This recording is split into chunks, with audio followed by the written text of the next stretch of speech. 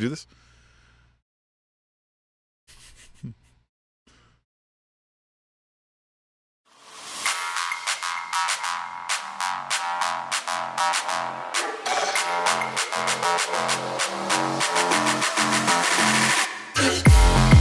Oh, I like this new intro. I'm excited. I'm excited for this, Tom. I'm excited another week has happened in pro wrestling, specifically All Elite Wrestling. We are the All Elite Wrap-Up, so that's what we're here to talk about. We're going to talk about AEW Dynamite. We might throw in some stuff from Collision and Rampage, right? Tom really avidly watches those.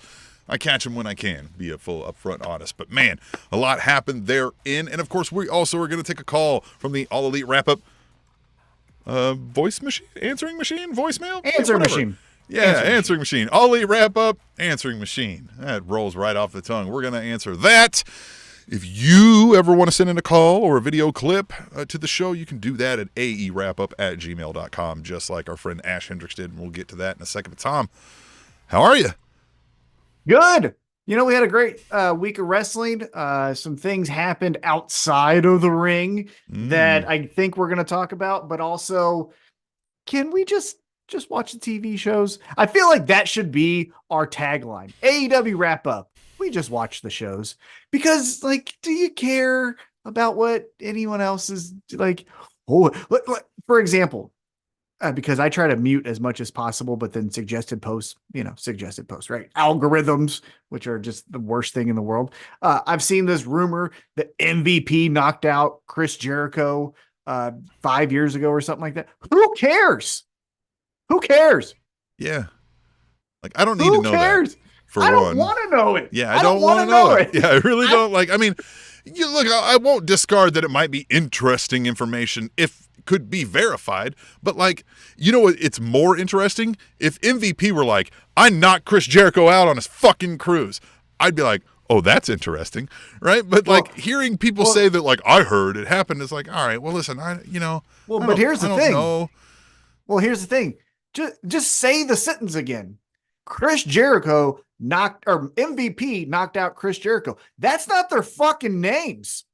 Yeah, right. True. You know what I mean? Like, what the fuck are we talking about? It's so weird when we're like, blah, blah. Did you know that Anna Jay and blah, blah, blah doesn't like each other? Fuck you. They're tag team partners or whatever it is. You know what I mean? Like, watch the shows. Anyhow, I have enjoyed AEW this week. I've really liked it. I thought everything has been very fun.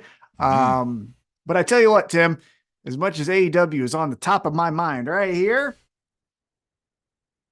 we got the playoffs starting this week. Saturday. Are you going? Could possibly, I thought about it. Here's the thing. Side quest. The only reason I'm not going isn't because of the weather. Fuck you. There's going to be 50,000 people there. It'll warm up, right? Although they said it might be.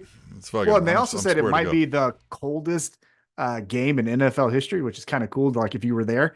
The only reason I'm not going, I have not humble brag, but I have a nice fucking car, and I'm not driving in that godforsaken parking lot with these fucking inbred hooligans. Look at that. They're just in the snow. No, I'm not doing it. I'm not paying $60 for some high school running back to tell me to park in the mud. Not fucking doing it. Like, all of that aside, it's, the cold stuff, let me give you an old man tip, right? Fleece lined pants, heated jacket, beanie, you're square, right? Some gloves, right? You know what I mean? Yeah. And always put your hands on your genitals. That's the hottest part of your body, right there. I always put my hands on my genitals. Clip that. People used to think all the time in high school football when, like, it was cold and I would do that. But like, what are you doing? I'm like, I'm fucking cold. I can't feel my hand. I got to catch this ball. It better be fucking blood circulating through these hands. Some hot testicles, fellas. I don't know about y'all. Yeah, well, even burning up. Burning up down here. Fucking, you know what I mean? Fucking do it. Yeah, if you're a lady, put your hands on your testicles too. Yeah. Why not? Why not? Jeffrey Sills is in the chat here on YouTube, which, by the way, if you're listening back on the podcast, you're missing out by not watching us. We go live every week on Thursday, precisely 7:27 p.m. on the dot. Follow along at All Elite Wrap-Up on the threads, the Instagram, or just allelitewrapup.com. If you subscribe there, you'll never miss out. You'll get an email telling you when we're going live, right? You'll have the handy-dandy link. You can find it out. But Jeffrey still says, oh, shit, it's Thursday, and the boys with a lot of Z's, are back in town. This episode is what we call in the anime community a filler episode, but it leads to a major arc. But I need to see Wendy Richter show up. Yeah, Wendy Richter. I can't wait to get to that Tony story. What do you think about the newest signing, Wendy Richter? And she puts her hands up. She's the best. She's the best. The best. Love it. Oh man, anime community, awesome. I don't know anything about that. I will tell you Nothing this. About it. I think if I was of a certain age, I would have got into it, but I was a little bit older than when anime peaked, and I just kind of did that's for the younger kids. So I was a little more older than that. My anime was Ninja Turtles. It was like He-Man and Thundercats before that. So, I see how I could have got into that. You know what I mean? But I love cartoons. You know what I'm saying? Like Tom and Jerry, that's my shit. Although, fuck Jerry. By the way, another side quest. Oh, no, we've done this. Very early in our previous, our friends at the Spanish announce table, Tim and Tom, they once told a story where, Tom said, he said, fuck Jerry. And I was like, no, it's Tom. And you're like, no, think back. Like, Tom was always minding his own goddamn business. Every episode. And here comes Jerry being like, let me punch you in the balls or fucking slam your face in some cheese.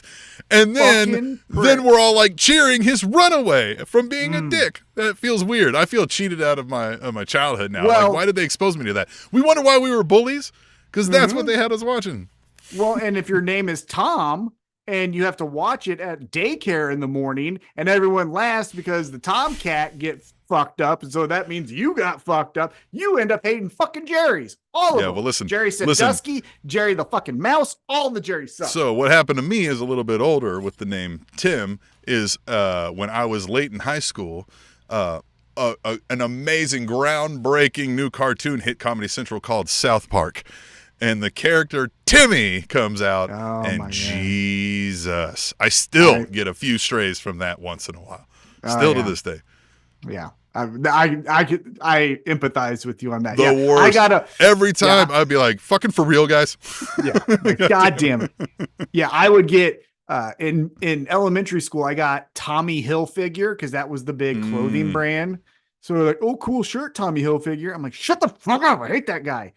Tom and Jerry, obviously, when I was a child, we have some trauma with our names, but every person has trauma with their name. I feel like every name has some certain trauma attached to it, which, hey, there you go. Send us something. If your name is attached to trauma, what was it? Well, I know all the Jeffs have to share the name of Jeff Jarrett, so that can't be fun. Right? Sorry, Jeffrey Sills in the chat and any other Jeffs that might join in. But Tom, let's talk about pro wrestling. We're not here to talk about names just yet. I mean, we'll talk about them throughout the... If you're in the chat, then you can join in on the conversation, of course. But anyway, Chiefs are going to win. They're going to beat the Dolphins. Dolphins are going to freeze literally on the field and might need medical attention. So we'll talk about that next week. But AEW Dynamite happened, and, of course, Collision and Rampage happened since we last spoke. And I'm excited to talk about this stuff. So what do we got? Are you there? What? Yeah, what'd you say? I'm sorry. Oh. No, we got the answering machine. We got the answering machine. Oh, we got the answering machine. I forgot. We've got a call from the AEW or the All Elite Wrap-Up answering machine. That's what we're going with. The All Elite Wrap-Up answering machine. Jeffrey Sill says, I hate the name. Machine. Oh, yeah. Jeffrey Sill says, I hate the name Jeff only because my father, Double J, made me appreciate and love it. Oh, that makes one of us. So we love Jeffrey Sills. Jeff Jarrett. Yeah. Not switch. But send us a voicemail. Send us a video clip to aewrapup@gmail.com, and we'll discuss what you want to discuss right here. And we're going to play one from our friend Ash Hendricks. Here we go. What's up, gentlemen? It's Ash here. It's been a few weeks since I've been here, so... excuse me. It's been a few weeks since I've been here, so I hope you guys had a great Christmas. I hope you guys have a great New Year this year. Congratulations on the new rebrand, All Elite Wrap-Up. Bye-bye Spanish announce table. We don't need to hear that shit no more. Anyways, quick question. I know this is an AEW show, but I got a WWE question here. What is your favorite Royal Rumble? That's basically it. I've basically had the flu for the last like week, and I've watched all the Royal Rumbles. My personal favorite was 2007. Sorry, 2007, the one that Undertaker won. Yeah, I thought that was my favorite one. Honorable mention goes to the 40-man one, even though that turned out to be nothing. I really enjoyed that one. The 2001 one was great. 2002 was great as well. But yeah, what's your opinions on that, boys? And also, should Tony Khan stop talking on Twitter, because now everybody seems to be a Jinder Mahal fan, and it's only because that Tony Khan had spoke about him. So maybe he should like stay off Twitter a little bit, because now everyone seems to love Jinder Mahal, and I think that's such bullshit because he sucks. But whatever. Anyways, have a good show, boys. Yeah, that's it. Have a good show. Jinder Mahal, hey, don't hinder gender. But gender equality. Gender equality, man. We're big fans of gender equality over here. Hey, Jeffrey Sills in the chat. This is the Ric Flair one with a tear in my eye. 92. 92. Yep. I feel like it's cheating for me because one, I don't remember well, like which one was which. I remember some big moments. But I believe this was called the Greatest Royal Rumble, is the one where Titus O'Neil tripped and fell and slid under the goddamn ring. And I know that's not the real Royal Rumble, right? So we're not going to go with that, right? It's close. But that's my favorite Royal Rumble moment ever, is that, right? But other than that, man, yeah, I don't really remember that Ric Flair one I forgot about until Jeffrey Sills brought up. So that one is key, like a key memory that he spoke about. But I do remember the Austin one, right, where he was sitting there checking his watch, right, over and over again. That one sticks out. The one where it was like, and I forget if I'm getting the order wrong, where it was like Triple H returns, and everybody's like, oh my God. And then it was like, and John Cena returns. And it was like, what? Yeah, that was the one that was, everyone thought that was designed for Triple H to win because John Cena like had 27 or something.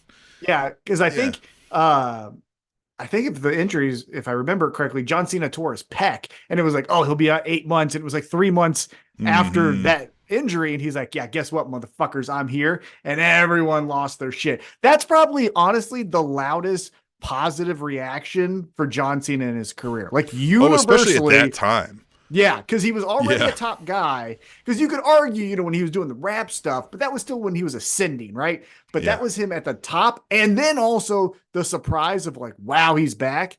Yeah, that's probably his biggest. And his name is John Cena. Yeah, I remember being shocked watching that too, because I thought the same thing. I was like, oh yeah, Triple H. He's running thing. He one of those prime spots. He was throwing dudes out, all fresh, right? All hair wet for some reason, and just looked all lined up. And then we got the scene, and it was like, oh shit, wow, right? Yeah, I remember that pretty well. Yeah. What about yours?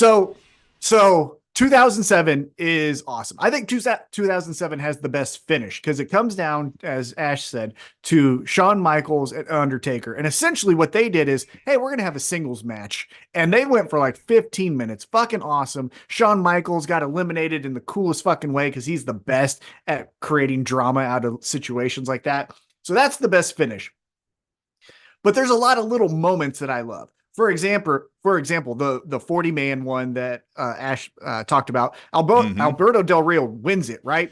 Yeah, but we thought Santino, right? Santino, right? Like when he was like, like I know, oh, shit, I was almost in full marking out as I was with the Damian Sandow cash in, right? Where I was like, this is going to happen. Yeah, so that was another awesome moment. The one personally, so 92 is the easiest answer because it was great. I'm not going to say it's not fucking great, but it's also saying like chocolate ice cream is the best ice cream. It's like, come on, everyone likes chocolate ice cream, right?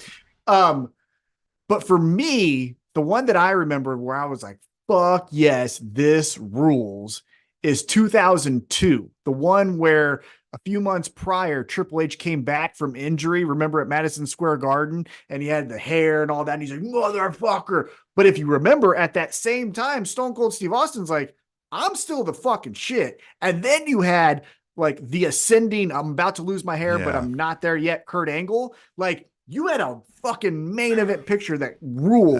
That was full, like, I can't put my arms down, balloons Yeah. in my traps, Triple H, right? Yeah, Like, that was juice to fucking the gills, jacked. Triple H. Yeah. Yeah.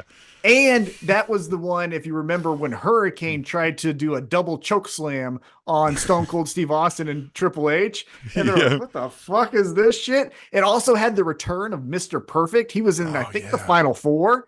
Yeah, that's so 2002. Right. Yeah, 2002 fucking ruled. Now, here's the other thing about the Royal Rumble, though, that I always remember is the matches itself are awesome, right? But I would argue the best match outside of the Royal Rumble match, go back to Royal Rumble 2000, and it was the retirement match for Cactus Jack when it was Triple H versus Cactus Jack and the steel cage. And remember the fucking backdrop and just the physicality of that shit. I love that fucking match so much. That was the Royal Rumble, but I know it's not the Royal Rumble match that we're talking about, but I fucking love that one. That's the other one that I always think of when I think of the Rumble. Yeah. Now, the second part of Ash's call is let's get into this Khan shit. Chill the fuck out a little bit. No! No! Here's the fucking reason why. Here's the fucking reason why. You, not Ash, general you, anyone listening, anyone talking or interacting. You know who you are. Yeah. If people are talking shit, how do you react? Right. And I get it. He's supposed to have a little bit more decorum because of he's a public figure and things like that. However, if you have Eric Bischoff, that fucking pissant, continually just poking at you, eventually you're going to be like, guess what, motherfucker? I got the time today. And he did. And that's fine. Look again in the news and you'll see Stephen A. Smith just fucking eviscerated Jason Whitlock. You know why? Because he had the time. Eventually you get to the fucking point where you're fucking done hearing this Jimmy bullshit. Kimmel. Yeah, Jimmy Kimmel. Yeah, he got Aaron Rodgers fired. Yeah. So well, Aaron Rodgers got Aaron Rodgers fired. But right. But like, eventually you have to respond. You can't just be the punching bag. Now, I would argue he has a little bit of a strategy to that, because isn't it interesting that these outbursts and whatever you want to, I love it when they call them meltdowns, as if just fucking tweeting is a meltdown. Anyhow, but isn't it interesting? He always tends to do this on a Tuesday, the day before a Dynamite, right? Isn't that interesting? Right. Yeah, this could be manufactured, what we deem like, God damn, he's like a little dork. Maybe he wants, you know what I mean? Like, again, you're talking about it means, people are going to tune in and watch. And right. Yeah. And also, if you go back to how I think the way I saw that this originated, it was with a fucking USA Network's Twitter account, which was like, what's the cage match? And so fuck them, right? Like, well, and here's what we know also is like in pro wrestling, we've lamented that this happens, but this happens in the Twitter sphere of pro wrestlers. We don't know when they're speaking as Tony Khan, the CEO, head of AEW, or he's Tony Khan, the character on screen, head of AEW, right? And so, like, I don't know if he was like, watch this and typed it, or if he was, in for the evening and you know what I mean, was a little over his head, I don't know. But why does it bother any of you? I agree, like, probably not the best look, probably not the route I would take, but like, I also am not the one paying these bills, am I? So like, just. It is the route I would take. It is. It is the route you would take. Yeah, because eventually, fuck you. Not you, but like, you know what I mean? Honestly, it's probably the route I would take because I can't help myself either. You've seen me online and social medias and getting stuff like I would argue. I mean, I would, yeah. Because again, here's where I will, and again, I don't know his whole Twitter fucking history because I don't even want to fucking know a billionaire's Twitter history. However, I've seen enough. The way I believe it in my mind, and I could be wrong, I believe more often than not, he's responding to verified, like bigger accounts. For example, the USA Network, Eric Bischoff, things like that. The thing that I don't like, that I think is a bad look, is when it's, I'm going to make up some names here, but like when it's Patrick Mahomes retweeting someone who has 9 followers and it's, Chiefs fan 874-643-821. It's like, fuck, okay, don't do that. Right. But if you want to talk to another public figure, like Tony Khan did to Eric Bischoff, fucking have it. I think that is totally fair game. Just don't do that shit with like the 4-7 accounts, that have So 10 followers. A thing to be pointed out here is he's kind of not wrong about the Jinder Mahal part. It's like we've talked about this before in pro wrestling, and look, AEW may be able to find examples where you're kind of like, really, that person got a title shot? Why? Right? But like the Jinder Mahal one is really out of nowhere. I know their plan was, let's swerve when they think, what's the world champion come back? We'll throw out Jinder and everybody will be like, oh, pfft, and then we'll bring out The Rock. Well, what they thought was like, oh shit, people actually like this Jinder guy. Whoa, fucking, now they're just like, milk it! And it's like, man, again, their storylines never made sense to begin with, and this just fits right into it. So Tony Khan's not wrong in that regard, where he's like, what the fuck is that? Like that's a story that you guys put up, and you want to act like I'm Bush League to that? Fuck out of here. Well, because then they brought up Hook calling out Samoa Joe, and it's like, well, Hook's actually on television. Hook's undefeated, and he's on television, and he's undefeated. Right. So yeah, kind of fuck off. Now, the only thing that I would say moving forward, if I were to give him advice, is, let's not talk about the other companies, right? Like, focus on your own company. But again, if I saw this correctly, he was poked by the USA Network, and he said, like, what I said earlier, it's like, well, I got the time tonight, then we're going to fucking have at it. And good, because also no one's getting punched in the face. No one's dropping a bomb on someone. It's fucking Twitter words. Who cares? Right. And that's the other thing. Just fucking guys, just watch the shows. Why do we just watch the shows? Why do we know this? Right. I said this earlier and people were like, oh, blah, blah, blah. But like, it's entertainment. It's Entertainment Weekly. It's paparazzi bullshit. Get that out of my pro wrestling. I'll tell you, man. Because again, if you just watch the shows, I think it becomes pretty clear to me. But anyway, we'll move on. Yeah. Thanks again, Ash Hendricks. Anybody else wants to spark a conversation, do the same thing. Send us something to aewrapup@gmail.com. That's an email. That's an audio call. That's a voice or a video call. Send whatever you want. Jeffrey Sill says Samoa Joe's promo was written by Tony Khan but delivered by Samosif Joseph. And he said that Triple H that we were talking about was on that Barry Bonds, Mark McGuire gear. Hated him so much. And he said the loudest pop for Cena is the ECW pay-per-view. 2,000 people sounded like 200,000 people. A different kind of pop on that one. But that is yes, I would totally agree with that. But I would say positive pop is the Royal Rumble. Right. So, man, let's talk about last night's Dynamite. Yeah, let's talk about Homecoming in the great city of Jacksonville, the county of Duval. And it kicked off with a banger. I believe this is a first time matchup, and it started off with Hangman Adam Page, cowboy shit, taking on the strongest wrestler in the world, pound for pound, Claudio Castagnoli, and these two motherfuckers went at it, and it was awesome. What did you think? Just that, right? Seeing the Hangman music hit, and just knowing this match, right, who the competitors were, just right from the start was like, this is going to be badass. And it never felt short of feeling exactly as such. The thing, and it's kind of a theme that I felt throughout the night, is if you take a step back, it all night felt like it was not Bizarro World, but almost like when you have the WWE video game and you do like fantasy matchups where like, you don't think it'll actually happen, but so you put it together. Well, like actually it did, because go back 4 or 5 years ago, Cesaro versus Hangman is something you never thought you would see. I'm not going to get too far in advance, but like Edge teaming with Orange Cassidy a year and a half ago would have blew your fucking mind, right? You would have made that on a video game, but there it was. And so like, that was the theme I felt like all night was like, isn't it crazy that these like established different acts are interacting with each other? So I liked it. Now, this match specifically thought was cool. You brought up on our Threads account that the stash for Hangman was looking super thick. And I tell you what, he's got Magnum TA vibes fucking running through his veins. And I fucking love it.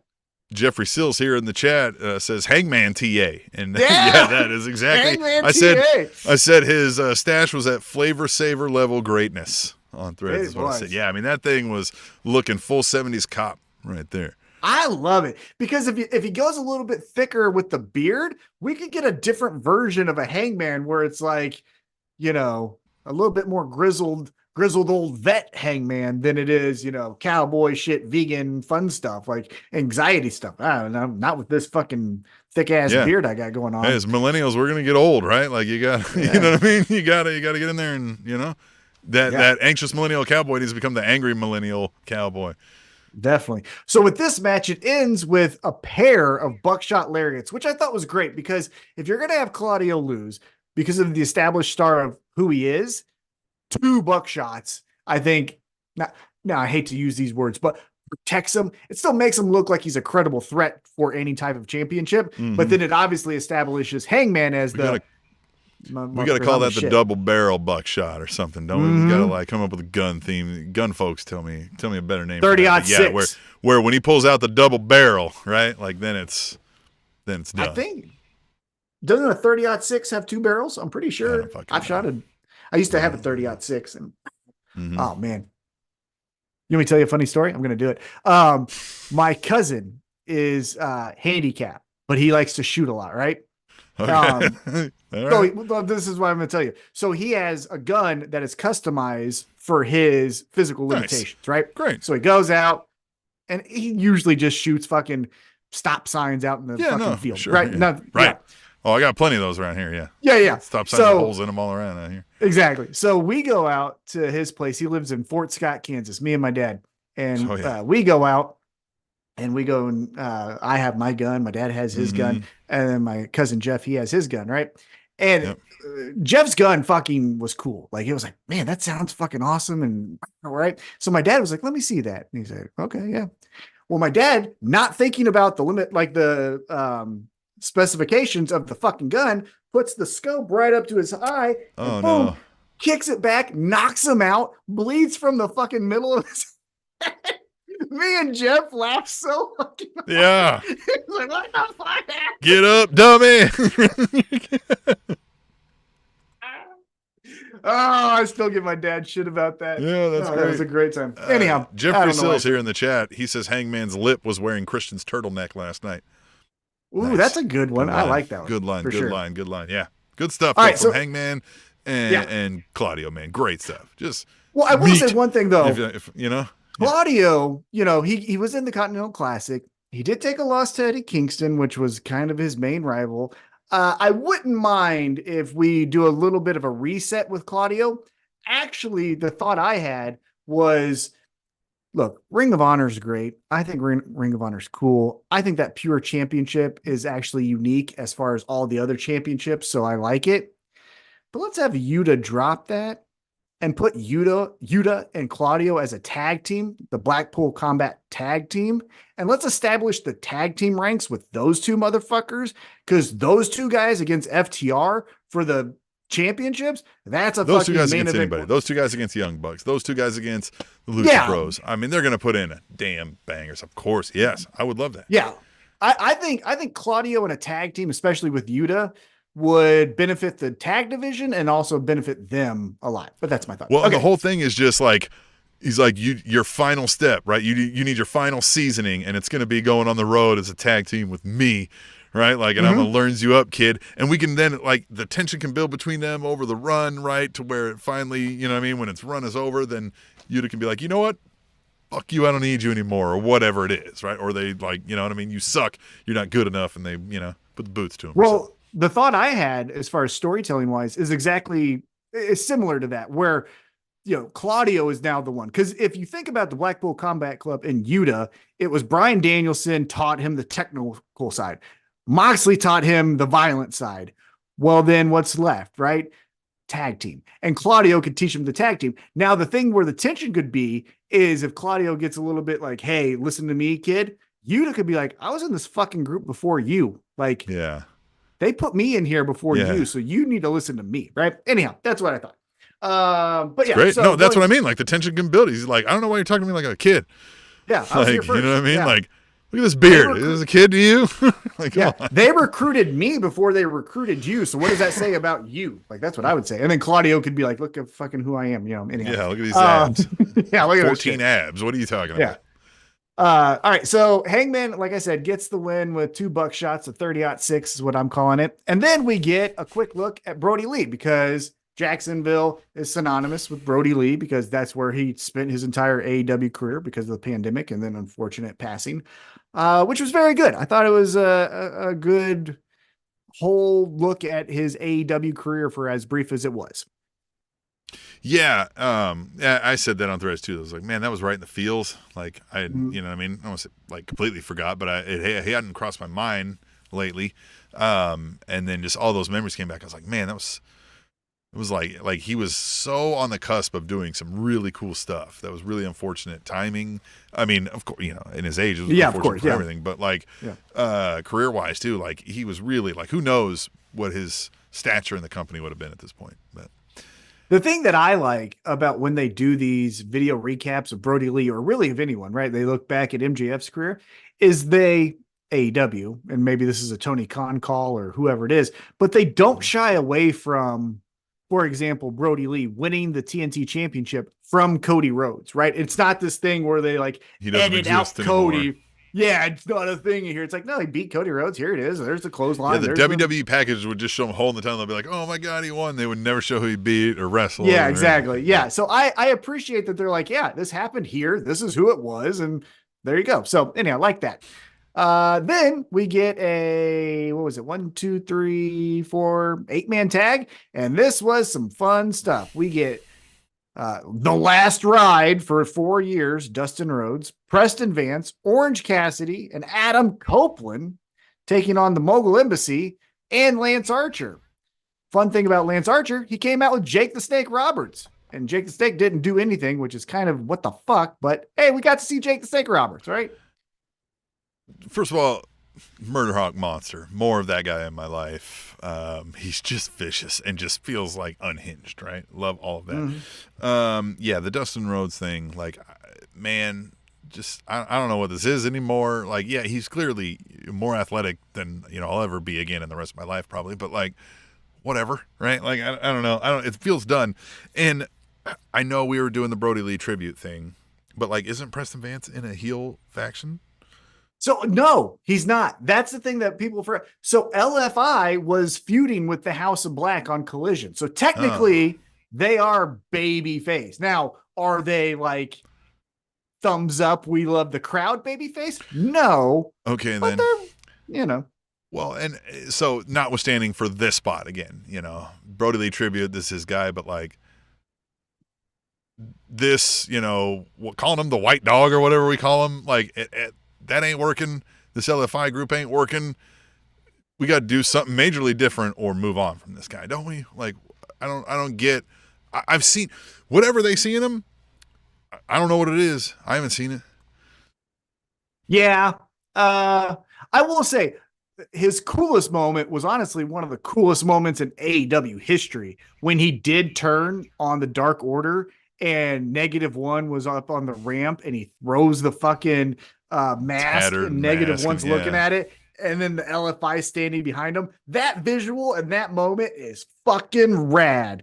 Since then, if nothing else, you keep Preston Vance around until -1 is wrestling, and then you have him get like you put him in some spots to make him like an evil heel, and then here he comes to avenge his dad. Yeah, but that's God. You'd have to keep Preston Vance around for a long time for that. And I don't know that you will. Because, like, I don't. Again, I'm not seeing. He's not doing a crazy 450 plancha spinning over your ball sack dive. He's not ripping people's necks off with some lariat, right? He's not Daniel Garcia, masterful skills on the mat, right? And got a cool dance. Like, there's nothing with this guy. There's nothing. Like, I don't see what it is. Yeah. Looks good without a shirt on, I guess. But like, I don't, he definitely wins the award for looking good getting off the bus. But after that, who knows? But I also think, what has he actually done? Right? Like the spots he's been, other than that one spot. Well, true, they're not forcing him down our throat or anything, I guess. Like he's just there. So, but it's like, what is this guy? I don't know. Yeah. So if he got a push similar to Sky Blue, where it was like every week we're going to see you progress, then I could say, hey, let's get rid of him or let's keep him. But he's just such like salt on a meal. It's like here and there, here and there. It's like, what the fuck? What are we? I are honestly, we every adding time him? I Are see we him, I'm taking like, him away? oh yeah. Yeah. I feel very similar to that.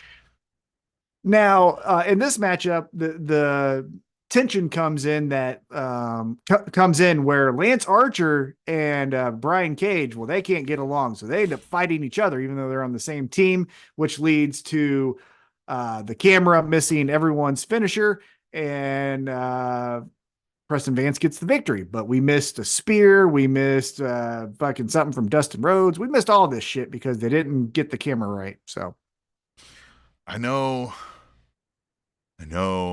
we have a problem with too many titles in AEW, and we need to consolidate some and split ROH off and get some, but yes, we need a meat division.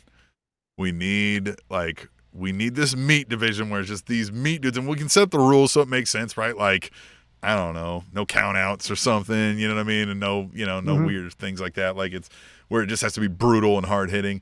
But getting Lance Archer, Brian Cage, and Wardlow, Miro. right? And Miro, and right. I mean, Powerhouse get these folks Hobbs. in there and just get these guys in there to just meet it up. Meat. God, what was his name? I want some meat. You know who should definitely be in that division? And man, his name is escaping me. But he was the fucking muscle for Cutie Marshall, and he had the big beard. Remember they kind of dressed like a mob guy? Nick Camarado. Yeah, the guy with the steroid back that we saw. Mm-hmm. Yeah, put him in there. And all out. Which again, fucking steroids are cool. Who cares? Love it. Jeffrey Sill says, "Why are they teaming up Lance Archer with those losers, the Righteous?" I like the Righteous. I love the Righteous. I think they're fucking real fun. snaps. Now, I will say the big guy, his wrestling not great. Sure, I would say. Here's the thing too, and this is I'm being influenced by prisoner of the moment of what I'm watching, and so I understand that. So take this with a pinch of salt. However, if you're a guy like the big guy from the Righteous, and I can't remember his name, fucking stop trying to be like everyone else. Stop doing the big boss man slams. Stop throwing people off the ropes to then take a front bump and all the fucking brawl. Do an arm drag. Yeah, don't do an arm drag. Just brawl. Like he looks like someone who would brawl. Yeah, just in a bar, beat people right? up. Yeah, just throw some That's your elbows, style. punch him in the stomach, throw him into the corner, kick him a couple times. That's Yeah, realistic. By the way, do you know what The Rock used to do? He used to throw people into the corner. He used to smack them up, right? Like he used to throw them into another one. He used to give them a punch, and then he'd give them a move, right? Like this is not difficult. The moves don't matter, as we've said a million times. You need some moves, but the 5 moves of doom it's been shown. It's all you need to have, right? So make it more believable for what you are. And if your character's a big dude who's like a cult leader, you're not going to have all this fancy shit. You're going to brute force murder somebody.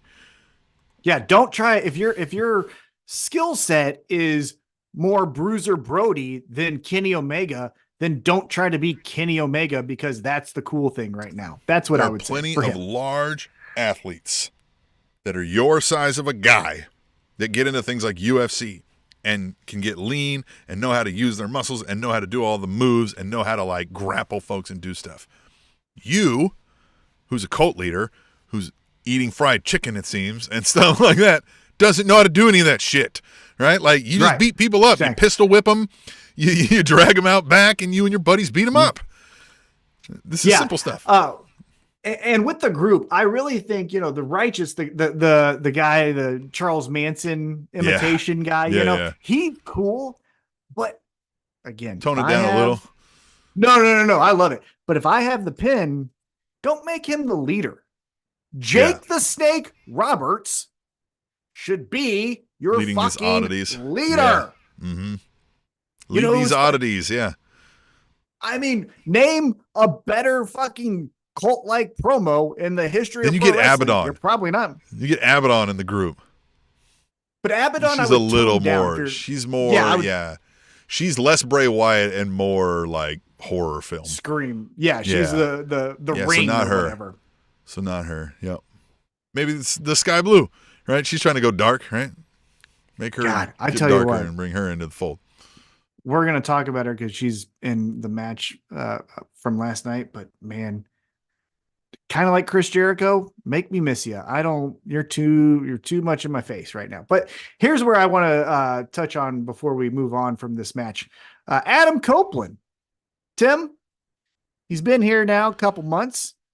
He had the great feud with Christian Cage. He had the go fuck yourself and, all the fun stuff. He put that poor bastard kid through a table that was on fire, so he's had some moments, but he kind of feels like he's in neutral right now. What do you think? How do you feel about Adam Copeland a couple months in? Yeah, I do feel like he's in neutral. I know we don't like WWE, but I think they're not always wrong in some of their decision making. Like when everybody was like, "Oh, Sasha Banks left," and I was like, "They're not going to give a shit." Because they saw for what she is, you know what I mean? And it's like, all right, fine, go on. We'll talk to you when you come back. And I think they said the same thing to Adam Copeland. They're like, look, guy, you're fun, but you're not like a needle mover, and like you want all these either accommodations or money or whatever, or a run or a storyline. Like, we're not going to do that. And I just think like, I think that kind of what you said, like, I don't think people are like, oh my God, I'm buying a ticket because I'm going to see Adam Copeland. Adam Copeland being on the card with X name and Y name and Z name is awesome, and that helps me, agree to buy it. But like, if he's the top of the card, I'm probably not. And now in 2024, like, so I just, man, you really got to go story heavy with this guy. I wish they would use the veterans in storyline, what you see in real life in some of this, fighting game, or at least this is how they told the story in Hollywood of like, I'm going to get over by using the young upstart. Hey, young upstart, I'm going to mentor you. I'm going to show you the ways. And then, you know what I mean? Like they're taking advantage of them, or they're, you know what I mean? Or they're using them to get over and that kind of stuff. Like, there's so many of those kind of stories to tell that you could theoretically tell with anybody, but they don't seem to tell that in AW. The veterans are either they're on-screen competitors or they're back behind the stage being producers, and we don't really see them except for an occasional match. My issue with Adam Copeland so far is the same issue I had with CM Punk. And it's this. Hey guys, remember me? Don't we love me? Yeah. All right, cool. See you next week. And it's like, well, what are you going to do? Hey guys, remember me?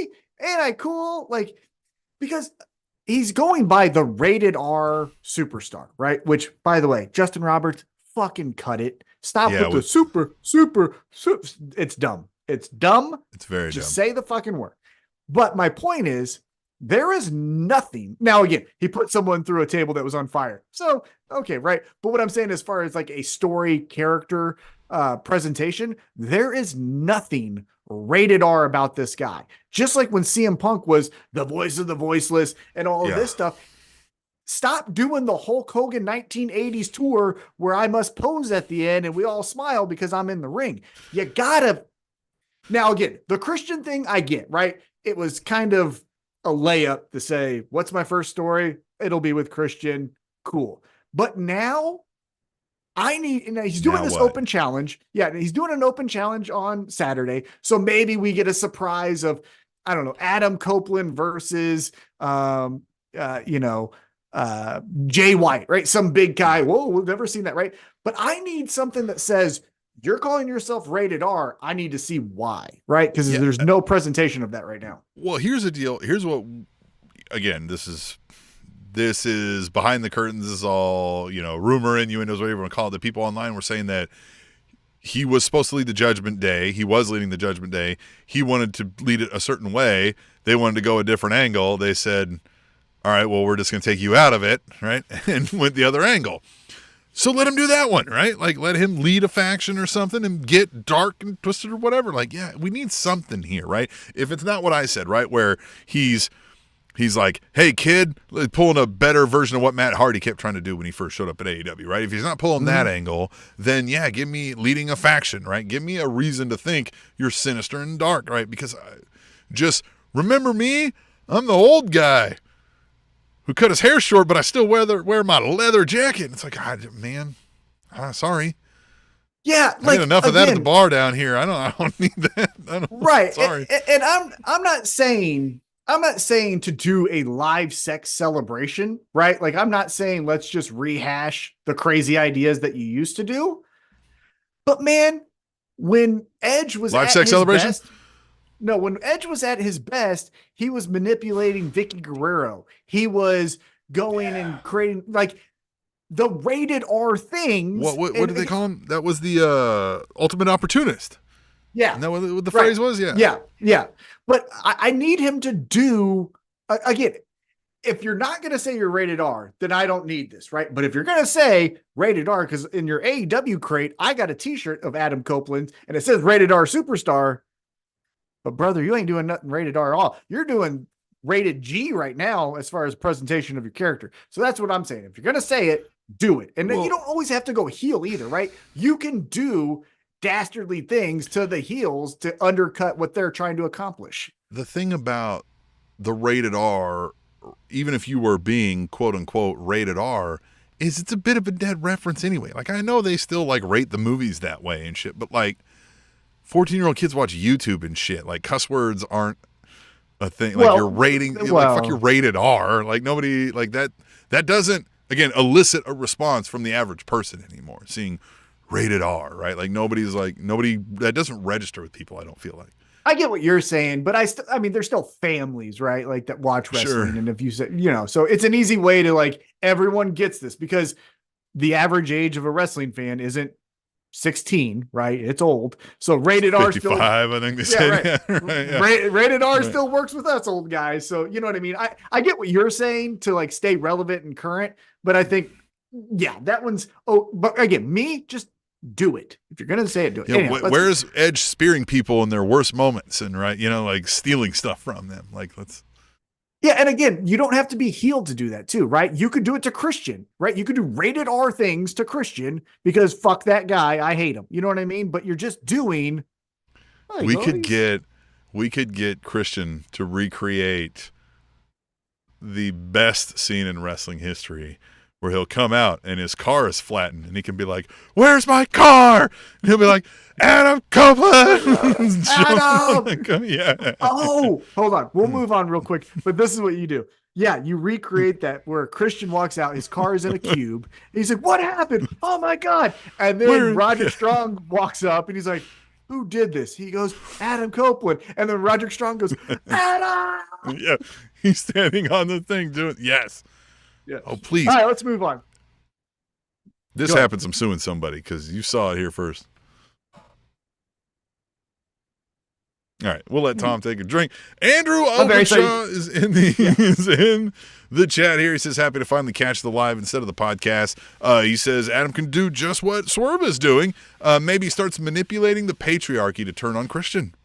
Exactly. Yeah. Again, babyface things, but done in a heel way. That's what I think would be great. Or go heel, either way. All right, let's keep it moving here.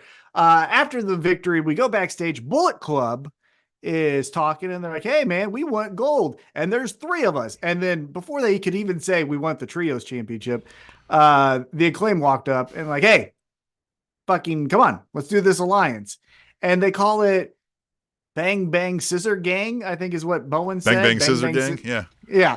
And the shirts alone. Well, the ass boys kind of were like, "Well, that's kind of cool." Yeah. Dad. They even say like, "Hey, all right, Dad, maybe." And the Acclaim are like, "Just come on, let's maybe do this." Here's my pitch for that. I thought this was fun. I don't know if it really works as far as like a real Bang Bang Scissor Gang is a t-shirt, right? 100%. Well, of course. What I think would be interesting for the Acclaim, because we've talked about how their act, you have to have a next chapter. I think an interesting thing, and maybe you do this with the Bullet Club, is their whole angle moving forward, starting with the Bullet Club, going to anyone else, is we don't want to put these championships up on the line. So what if we just identify the top challengers and become friends with them, right? So Bullet Club is number 1, right? The number 1 contenders.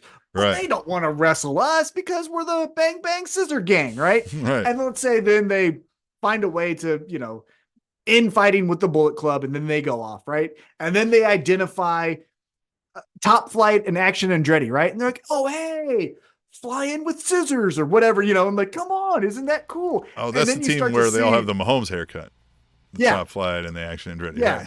Right? but the whole thing with the Acclaimed is they're keeping their championships by trying to befriend all of the trios I like so that idea. they never have to, hey guys, I don't know what it is about this Jay White and the Bang Bang Gang here. You ever Are you starting to like him?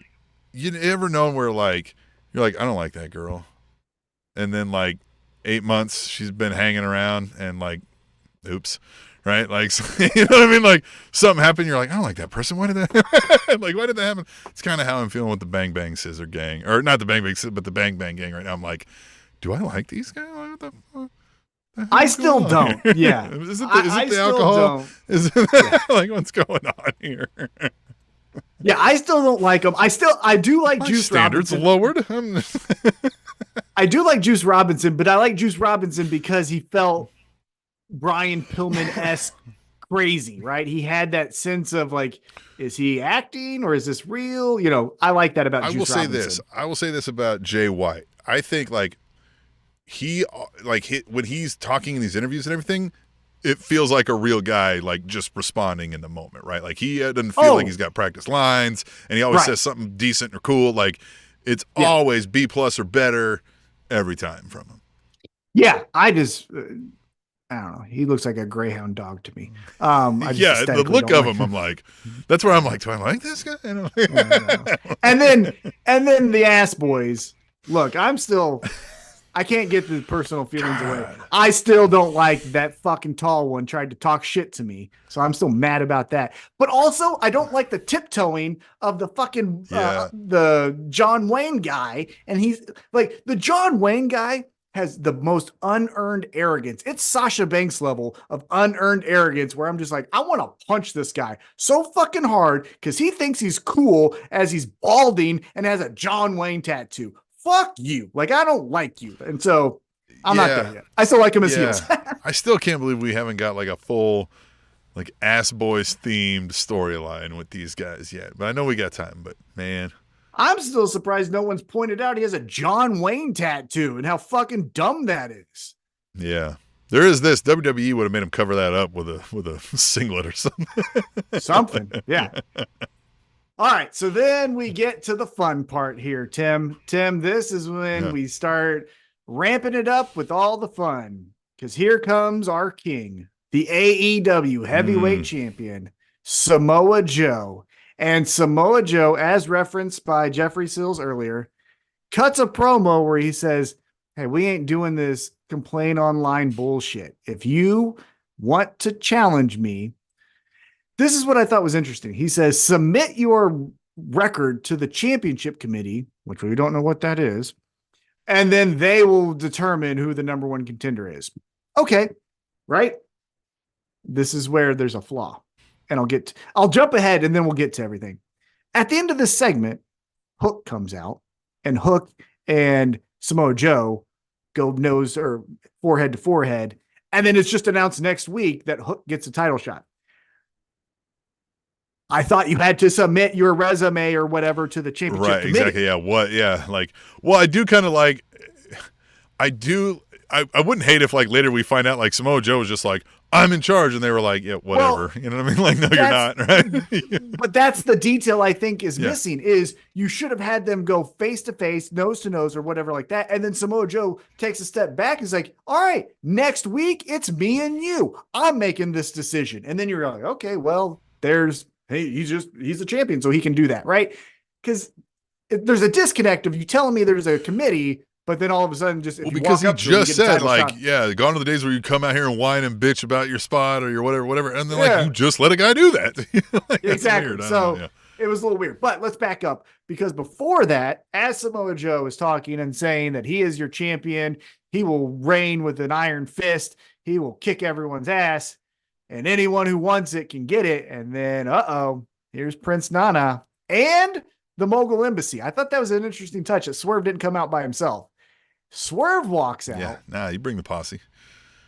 Well, yeah, because it's interesting. I'll bring up why here in just a second. So Swerve comes out and he's like, hey, 2023 was a fucking great year for me. 2024 is going to be even better because I want that gold.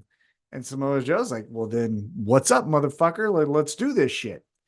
And then before they could really get to let's make a match, here comes Hangman. And Hangman is like, hey, again, paraphrasing here, 2023 is fucking awesome. I beat John Moxley in a Texas Death Match, reunited with the Elite, and I had a good fucking match against Swerve, which again, Swerve, I'm going to kick your ass, so don't forget about it. And also, I was a champion at one time, and I want that belt back. And then they go face to face. But then as they go face to face, Swerve leaves. And that's the thing. It's like, friend, you've got 4 guys behind you. Yeah. that could fuck these people up. So like, why are you leaving? You know what I mean? Now, Prince Nana did the thing of like, no, Swerve, like, we're not doing it now. But still, it was like, then what the fuck's the Mogul Embassy doing hanging out here? You know what I mean? What'd you think about that? Yeah, I mean, same thing. Like, I mean, if they're just out there to intimidate and then we're going to walk away and we'll meet again later, but we want to leave you intimidated, then you should have flexed into that a little more, right? Like, they should have been surrounding him, making him look behind him a little bit, like, what's going on? Am I about to get jumped here kind of thing? Otherwise, just leave him backstage, right? Yeah, I agree with that. Yeah, I thought it was interesting because, again, like, was it about Swerve or was it about Hook? And, man, are we going to get some weird, like, 3-4 way here? Like, I don't... Well, the thing that I like so far, and I hope it continues, is similar to MJF, where MJF had 10 spinning plates, but it was all things from his past, so it was a little bit different, where it's multiple stories that could be told, right? Because Swerve is pretty simple. Hey, I fucking beat everyone. It's time for me to be the champion. Okay, right? We can get behind that. We understand that story. Hangman can go, you made a deal with the devil, and the devil fucked me up. You're behind that as well. So I'm fucking you up because I want to be champion, but I'm also fucking you up because you messed with the United Kingdom or United, what are they called? Undisputed Kingdom? Undisputed Kingdom. Yeah. And so I'm going to beat your ass for that reason. Okay. Now Hook is just like, I don't know. Let's jump in the deep end, right? Like, I'm tired nobody of beating me. So why any of these other chumps? You. Yeah. So I like that idea too, but I don't want them to do all 3, right? A fatal 4-way, which no one dies, but a fatal 4-way. I don't want that, but I do want spinning plates, right? Samoa Joe has to look over his shoulder for this reason, that reason, this reason. I do like that idea. I still think Hook, when he comes out to do these, right?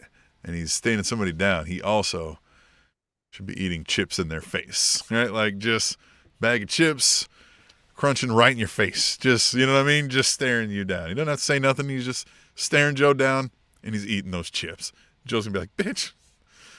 Ooh, what if that's how he challenged him? What if right, that's what I mean. Like, he just walks up. But no. He hands him a bag of chips, and it says, next week, Joe versus Hook. And he's like, yeah, that's what he gives chips to people, and they'll be like, fucking crunch them and throw them back in. Yeah. Asshole. Yeah. Hey, we got some comments here. Let's read them off so we can catch up here. Let's go back a little bit. Jeffrey Sill says, yeah. Oh, yeah. Oh, sorry. Yeah, Jeffrey Sill says, United Kingdom is where you're from, Jay. So there you go. And then he also says, Jay White is great, guys. Told you about Juice, which he did. And now you're on board. Well, Tim is with the Juice Man. Well, I'm on board too. Yes. And then Andrew said, I love Jay and Juice. They play great off of each other. All right. He then continues. He says, I feel like the call out was Hook submitting his resume and the committee is Joe. Like, okay, yeah, you deserve a shot, or no, you don't.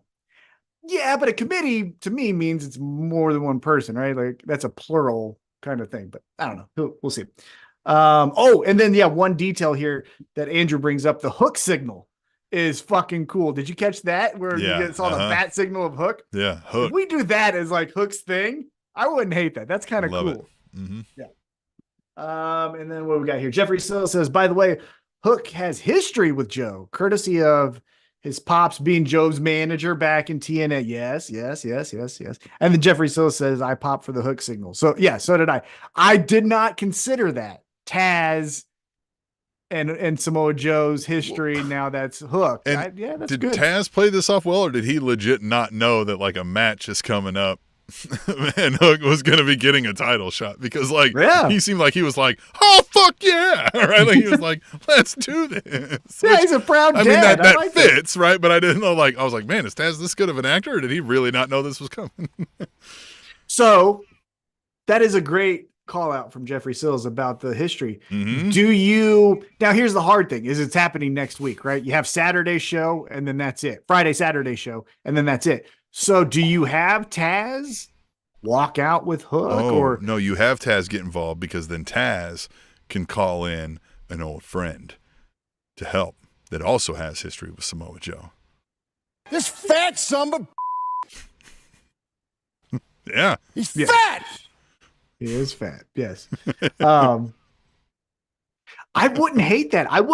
So here's the hard thing about that is Taz is at commentary, right? It's hard for him to leave commentary and then be back at commentary, right? But a cool segment next week could possibly be like how they start Collision with promos before the actual show, which is obviously pre-tapes. If you have Samoa Joe say tonight, Hook, and then before he can even get into his promo, Taz walks up and he's like, hey, taking on my boy tonight. Should be a fun match. And then Samoa Joe's like, the fuck did he just say to me? And then gets it in his head like, wait a minute, is Taz helping Hook with my match with him tonight? Something like that wouldn't be bad. I think kicking off the show that way might be a fun way to get you excited for, the match later on in the night. I'll make him bleed. Steiner clips are the best. Steiner clips. Ah. Gosh, he's the best, man. She's not only ugly, she's fat. God, the way he says fat is so fucking great. Love it. All right, so then we get the Hook signal to kind of wrap up the segment. Samoa Joe has his title, and here we go. We got 3 challengers wanting to go after that championship, and then we go backstage, and we're still doing a promo. But we're doing it in black and white, Tim, because it's Toni Storm. And she's out here talking to Renee Paquette. And Mariah May goes, hey, did you see my match? She goes, oh, honey, no. No. Did you do an arm drag? Yeah. Like, just fucking great. Well, I love that Mariah May was also like, are you fucking serious? Like, she's not just like sold on whatever she says. Yeah. Yeah. And then Renee Paquette asked Toni Storm, hey, by the way, last week, besides Mariah May's debut match, there was a debuting Deonna Purrazzo. Did you see that? But before she says that, she goes, there was a debuting woman. She goes, Wendy Richter. Makes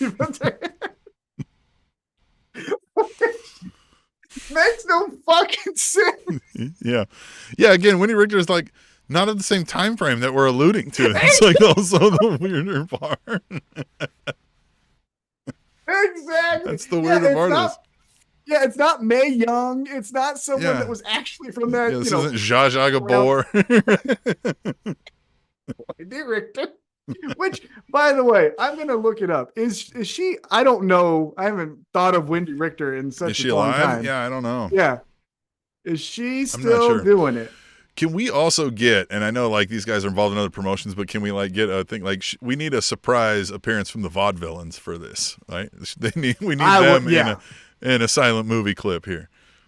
Yeah, I would love that if that was a they could be her lackeys even, right? Like I think one of them get Me Too'd or something. I don't know. I'm trying to look up Wendy Richter and I'm not seeing anything as far as like current news, but we'll keep on moving. Right. We don't fact check either. But yeah, if Wendy Richter shows up, that's the shit. If we could figure out a way that Wendy Richter shows up and maybe cost her a non-title match or something, fucking would love Send that. Wendy Richter, Jeffrey Sills. We need to get that from her. She's like, send Wendy Richter. So where are we at here? Mariah May says, by the way, this Deonna Purrazzo kicked me in the face. And Toni Storm goes, well, here, have a chocolate. Just fucking leaves. Now, here's the other thing, though, that I thought was interesting is so Toni Storm, we get the whole chin up, tits out, watch for the shoe. But before she even says it, she goes, chin up, tits out, line. And Mariah May goes, watch for the shoot. She goes, now, darling, you just messed it up. Yeah, that's and she my leaves. line. Yeah, that's my line. And you messed it up. You ruined the moment. But did you catch that Luther, the butler, laughed in her laughs face? So are we getting some type of shenanigans from Luther? I think we're gonna just get. I mean, I think Mariah May is gonna be fed up with it after trying so hard to appease her, right? And that's just gonna happen. And Luther's gonna be in on that, right? Like he's gonna also be part of the bullying. I think is what we're gonna get with that. Yeah, because I don't want Luther to leave Tony Storm because I think that he's doing a very good job in this role, but I don't necessarily want him to be the reason there's dissension between Tony and I think Mariah he's just May. part of the bullying. It like he thinks it's funny. Tony Storm's kind of doing it, not even realizing it, right? Yeah. But right. So yeah, we get that. Mariah May then is upset, and again, she has chocolate that she's eating, and Renee Paquette ends the segment, which I thought, again, I know that we ruined the moment and all that. Always throw a shoe at Renee, though. Always throw a shoe at Renee if it's Tony Storm. That should always be the end, forever. But anyway, always. That's what I think. Yeah. What do we get next here? We go into the ring, and we get a one-on-one matchup between two of the homegrown stars of AEW, Ricky Starks and Sammy Guevara. It was fine. What'd you think? I mean, not much. It just felt like that. It was like, oh, right. Thanks for that rousing exhibition of athletics. Like, I don't know. Just great. Now, I know that we were going to do a tag team title match with Ricky Starks and Big Bill versus Jericho and Sammy Guevara. Sammy gets the win. Again, he's a babyface, so now he wants to shake Ricky's hand. Ricky then goes, sure, and then Big Bill attacks him. Now, did you catch this part, though? So Chris Jericho, his music hits, and he comes out to make the save, but that you don't hear any boos. They just keep that music fucking playing the entire segment. Yeah, just right over it. Yeah. Mm-hmm. That's smart, but I don't know. Again, I hate that I know why we're not liking Chris Jericho. Now, I don't like Chris Jericho because, again, that's a character, and I think he's overexposed, and I'm tired of looking at him. But other people are mad about allegations from a wrestling journalist that he then backtracked on, but apparently we still believe him. So how are you feeling about Chris Jericho right now in 2024? What day is it? January 6th? It's January 11th. You know. Yeah, his celebration was a few days ago. Yeah. Right. Yeah. Mostly and first and foremost, we just want to watch the shows, right? So just watch the shows. And like you said, this character sucks now, right? Like he did a lot of great things for AEW. I know somebody mentioned that recently. Like if they would have started the company with somebody else as the champion, we may not be here today. So like, I don't want to like discredit the guy. He's had a Hall of Fame career, probably a top 10, but like, it feels like it's done. Like it feels like it's done. I truly feel after the MJF storyline, the 5, what was it called? Labors of Jericho. Something like that. Yeah. The 30 years. We did the 30 years. I got the book signed by Jericho. Yeah, that was such a nice bow. That's where it should have ended. Now, we've done some nice things, right? His feud with Eddie Kingston was fine. Eddie Kingston was what made it. We did the blood and guts match with the BCC and the Inner Circle, which is, again, serviceable. But after the MJF thing, it has been C- at best. And now it just feels like we're trotting this fucking dead horse out here just because it's a famous dead horse. We got was Ricky Starks saying he looked like an air fryer. Yeah. Oh, Jeffrey Sills does bring up the Ocho was fun. The Ring of Honor Ocho thing. Now, the angle of an outsider like Chris Jericho trying to tear down the image and memory of Ring of Honor.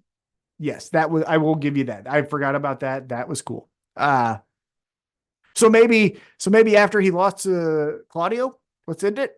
Because then there ain't nothing after that. That is bullshit. Andrew says we need a solid break from Jericho, and you're not wrong. Make us miss you, right?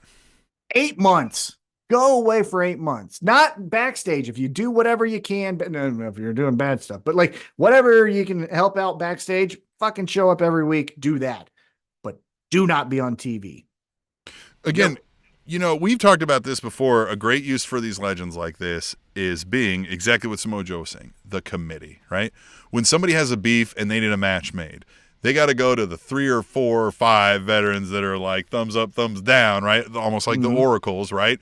And you could rotate those in every time. It could be like you've got your ones that are around that we know Big Show's backstage. We know Mark Henry's backstage, right? So they're always there. But like Ric Flair's here this week, right? Like send him there, right? Like it's Adam Copeland this week, whatever, right? Like maybe he's an active wrestler, so maybe we don't do that. But like, well, eventually the committee could be those folks, right? Like, and they hear out your grievances. Which, by the way, as we know from looking behind the curtain, this is kind of how they actually fucking do it in pro wrestling locker rooms. So like, let them sit up there and say yay or nay, and fucking, they try to like bribe them with a 6-pack or whatever their thing is, right? Like, you could tell storylines even there, right? Like, somebody's corrupt on the committee. Fucking Christ. It seems too easy to me. Yeah, or they have history with the person, because if it's Adam Copeland submitting his credentials for a championship shot and Jericho's on the committee and we know that those two have history, he says no, and now we've got, well, then I'm going to beat up your fucking friend Sammy Guevara for this shit, right? Like, they can even have committee assignments even. Like, they've got it for, X amount of time or whatever, right? Yeah. It seems too easy. Well, and then the other just sidebar, quick idea with that. Now, AEW doesn't have the history because they're too new, but if the other company wants to steal this, by all means, let me know. I'll take any payment.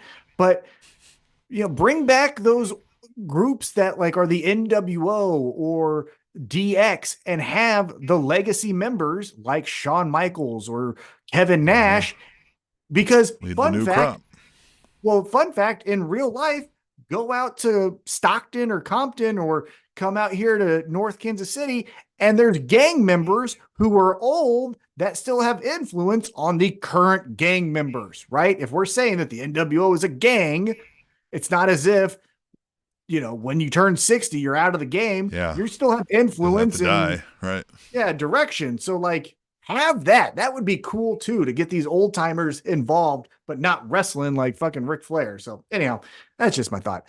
Let's move on. After that, we go into the women's carnival match. It's Willow Nightingale. Right before the main event? Ooh, was it? No. No, it was not. Man. Okay. Tony, it was close. Listening. I remember watching. I was like, "Is this right before the match?" We had one more match, but we get Willow Nightingale, Chris Statlander, Anna Jay, Thunder Rosa versus Saraya, Ruby Soho, Sky Blue, and Julia Hart. The best part of this match, besides just Willow Nightingale's bubbly, warm personality and great smile, was Chris Statlander walking out. She sees a sign in the crowd that says, "Let Stokely manage Statlander." And she's like, "Well, that's..." And she goes, "Well, that's an interesting sign. Who has this sign?" And it's Stokely Hathaway. She looks to the camera and then just puts the sign back in his face and walks off. Stokely Hathaway. Oh my God. Managing anybody, first of all, would be a plus, but let's go back to, I believe, Collision, when Willow Nightingale and Chris Statlander had a tag team match, and the announcer was Stokely Hathaway, and Stokely Hathaway introduced both women, but introduced Chris Statlander as, quote, thicker than a Snickers. I fucking love that line. It's the best. How are we getting Chris Jericho every week, but we're not getting Stokely Hathaway? Yeah. How many sound bites do you have? The worst crime you can commit is dick riding without a license. And how many times has he been on camera, right? Like, every time he's on camera, I feel like we could steal when he said, what was he talking? Who was he talking about? Was it Samoa? Or no, it was Eddie Kingston, when he was like, "We need a world champion who smells like Tom Ford, not Burger King and Newports," which is probably exactly what Eddie Kingston smells like. It was so funny. He's so great. He's the best. He's the best. Yeah, he is the best. Yeah, there should be a petition that I will start or sign, whatever it needs to happen, to have Stokely Hathaway take every segment that was designed for Chris Jericho. We're kicking him out and we're putting Stokely Hathaway in every single time. He is the fucking his best. Tweets and stuff are, if you don't follow, like, he's just constantly fucking with people's shit, and he's just so cutting. Like, he's got the best lines. He's so good. He is the best. Yeah. And he'll, Photoshop text messages that he'll send to Samoa Joe or Eddie Kingston, all of that stuff. It's amazing. But in this matchup, we get, Anna Jay wins. She was 99, again, associated with Brody Lee. And that's good because, again, it's a homecoming. Jacksonville makes sense. Did good. I will say, though, it's a little not, I guess disappointing would be the right word, that Thunder Rosa's in this match and tell me anything she did. You don't notice it. Yeah. Yeah. So that's sad. Is Thunder Rosa to me is still in that top level, she's up women's there. category. Should be. Jeffrey Seal says the women need more time to shine because the roster is insane. There's so many good women who can work. Statlander, Willow, Thunder, Jamie, Sheeta, Athena. It's an embarrassment of riches. I will say, out of all those names you've mentioned, we've only really seen one, maybe two, with Thunder Rosa give any decent promo work and storyline. You know what I mean? Like extended storylines here. Who's the other one? Oh, I was saying Thunder Rosa. Probably Thunder Rosa. And Athena. Thunder Rosa. Athena. And Athena. Yeah. I mean, Jamie Hayter is fucking awesome. Now, she doesn't cut promos because it was always Britt Baker. True. So that story was there, but again, that was built around sort of the treatment of Britt Baker on her. Yeah, I think they've got a lot of amazing athletes. I think they've got some folks who are learning to be better wrestlers and some that are really good wrestlers and great wrestlers. But the stories aren't there. Now, whether that's the writing or these folks, not able to come up with themselves, I'll leave that to other people to decide. But yes, I think like they need more time, but when they get some time, I'm always like, meh, like we need some more here. Something else needs to be added to this. I said this as a Christmas wish in 2023 as we wrapped up Spanish Announce Table, and here's Andrew kind of echoing what I said. But he says, I'd love if they made Rampage women-centric and maybe some backstage stuff move along the men's stories. Yes, I think in an hour show with Rampage, 2 matches every episode need to go to the women. Whether that's the TBS or the Women's Championship, that title is on the line. And then your secondary story with, for example, it's Chris Statlander. Is she going to get managed by Stokely Hathaway? Whatever we're doing there, that's the other story, right? It's those two things. It's a title match with one of those two, or fuck it, just do both titles sometimes, right? It's a TBS and it's a women's title match on the same show. Like, I don't hate that idea either. Because what you could also do, which again, I've always thought is fun, dating back to Ultimate Warrior and Hulk Hogan, is when you have the secondary champion and the main champion maybe just bump into each other, right? So the TBS champion wins her match, and let's just say it's Statlander, and she raises the title. She rolls out of the ring. The women's champion, Toni Storm, does her thing and bumps into her and goes, line, and Statlander looks, and then, but there they are. The two champions bumped into each other. I think you should do that too as well. So yes, 100% Rampage, women, love it. Friday night, looking at some women. Hell yeah, women fights. Hell yeah, women fights. Putting that on. Hell yeah, women fights. Yep. Okay. After the match, Yuta cuts a promo on Eddie Kingston. He says, "You beat everyone in the Blackpool Combat Club, but you haven't beat me." So Rampage, those two are going to fight. So I'm excited for Eddie Kingston to kick the shit out of Yuta. He's gonna kick the shit out of him, right? He's gonna curb stomp him. I hope he's so. gonna throw him into the ring post and I hope so. Give him a Kansas City cunt punt. That's one criticism. And again, I'm prisoner of the moment, so forgive me. But one thing I wish Eddie Kingston would add a little bit more to his wrestling style. And I understand he is influenced by All Japan, Masawa, Kawhi, all those guys, right? But he also says that Terry Funk is the greatest of all time. Eddie Kingston, what's that? So be Terry Funk. A little bit, right? Get body slammed, roll out of the ring, and throw a punch at whoever's in the front row, right? A little of that. I want a little because again, Eddie Kingston walks out like he's fucking crazy, let's ramp that shit up a Yeah. little bit. Well, and I get it. Like you said, very heavily influenced by New Japan. And so there's all these chops. But, like, we can turn those into punches to the gut, into the ribs, right? And, like you said, a little more brawling style. I mean, maybe we're revealing that we prefer brawling style. But, again, it's because it's about believability of the character.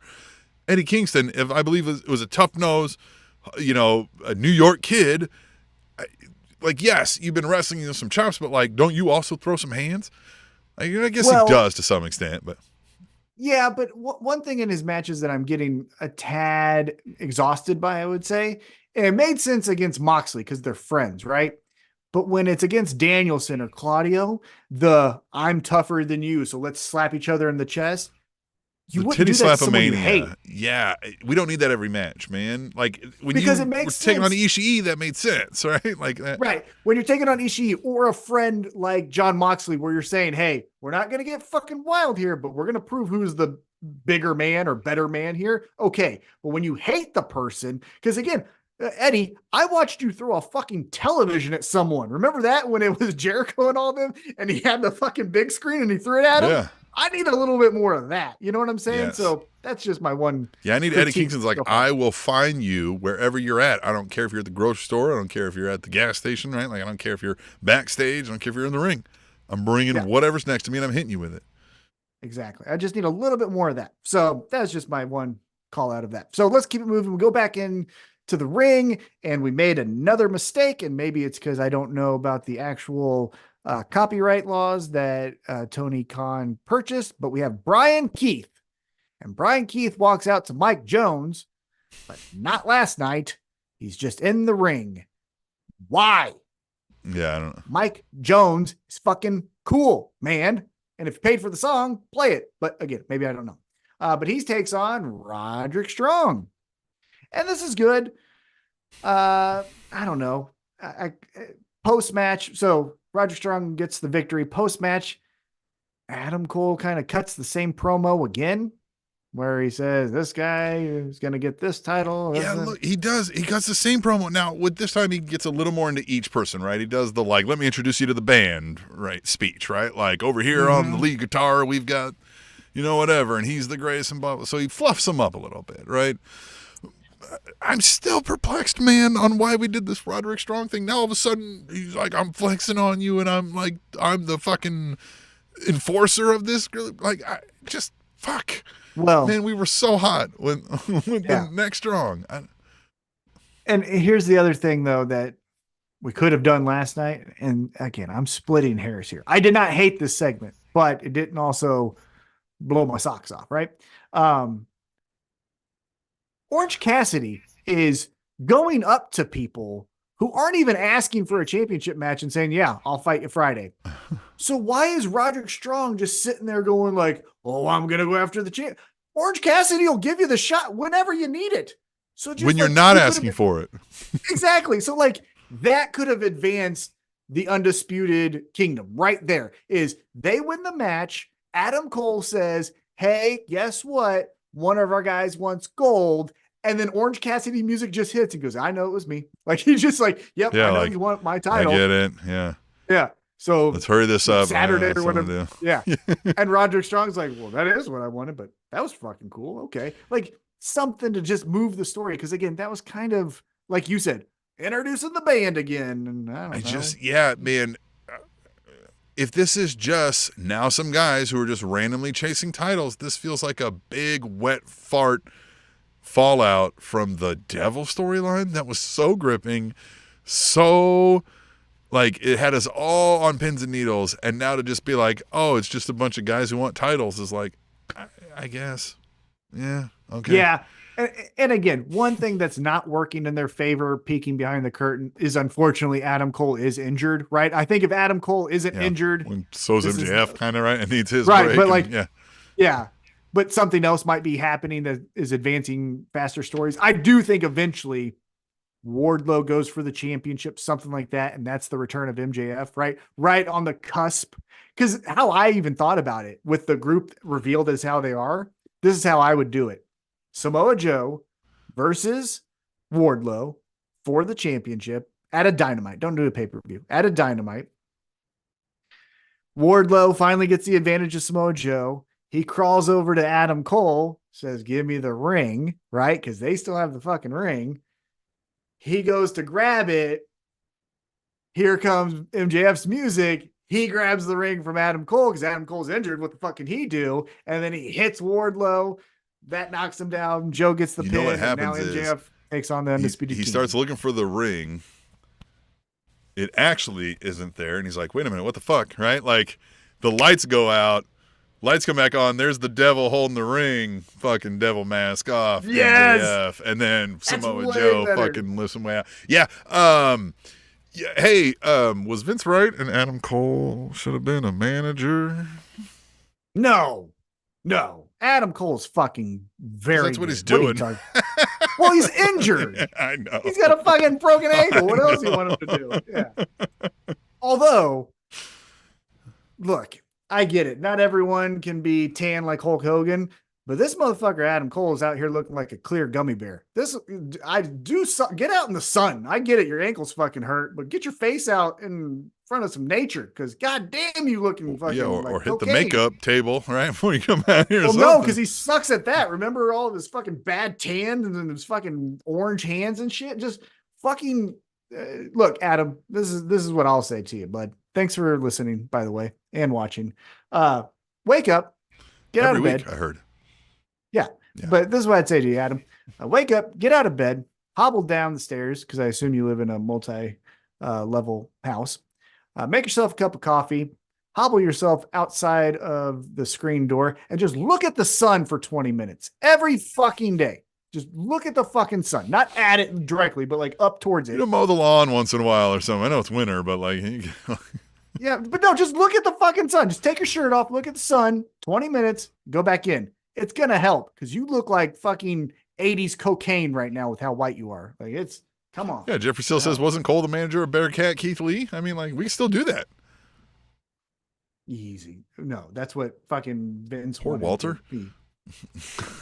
Bearcat. Look, I like the reference for Keith Lee, which, by the way, poor guy goes to challenge Swerve Strickland, and then RIP, just can't see him again, apparently. I don't know what happened there.